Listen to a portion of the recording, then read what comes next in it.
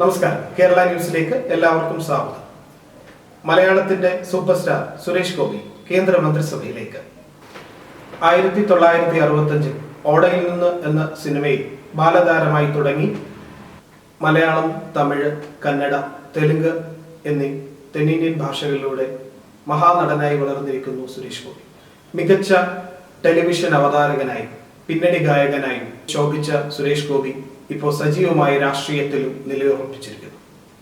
ലേലത്തിലെ ചാക്കോച്ചിയായും കമ്മീഷണറിലെ ഭരത് ചന്ദ്രനായും ശ്രദ്ധേയമായ ഒട്ടേറെ കഥാപാത്രങ്ങൾക്ക് തൻ്റെതായ ശൈലി നൽകിയ സുരേഷ് ഗോപി മലയാള സിനിമയിൽ ഒട്ടനവധി കഥാപാത്രങ്ങൾക്ക് ജീവൻ സമ്മാനിത മഹാനടൻ കൂടിയായിരുന്നു സുരേഷ് ഗോപി. കളിയാട്ടം, കമ്മീഷണർ, രക്തസാക്ഷികൾ സിന്ദാബാദ്, ജനാധിപത്യം, സമ്മറിൻ ബേദലഹൻ, ചിന്താമണി കൊലക്കേസ്, ജാഗ്രത, കാശ്മീരം, രുദ്രാക്ഷം, ധ്രുവം, രാജാവിന്റെ മകൻ, കാലാപാനി എന്നീ കഥാപാത്രങ്ങളെ മലയാളികളായ നമ്മൾക്ക് ഒരിക്കലും മറക്കാനാവാത്ത അനുഭവം സമ്മാനിച്ച കഥാപാത്രം നൽകിയ വ്യക്തിത്വം കൂടിയാണ് സുരേഷ് ഗോപി. 1998 ജയരാജ് സംവിധാനം ചെയ്ത കളിയാട്ടം എന്ന സിനിമയിലെ അഭിനയത്തിന് ദേശീയ പുരസ്കാരവും അദ്ദേഹത്തെ തേടിയെത്തുകയുണ്ടായി.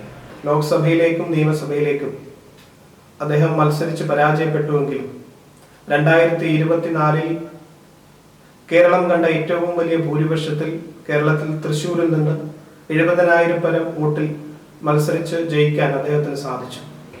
അനവധി ജീവകാരുണ്യ പ്രവർത്തനങ്ങൾ നടത്തിയ സുരേഷ് ഗോപിക്ക് കേന്ദ്രമന്ത്രിസഭയിലെ മികച്ച മന്ത്രിയായും പാർലമെന്റേറിയനായും മാറാൻ സാധിക്കട്ടെ എന്ന് ആത്മാർത്ഥമായി ആശംസിക്കുന്നു. ഏറ്റവും പുതിയ വാർത്തകൾക്കും വേറിട്ട കലാപരിപാടികൾക്കുമായി കേരള ന്യൂസ് ഫോളോ ചെയ്യുക. നമസ്കാരം.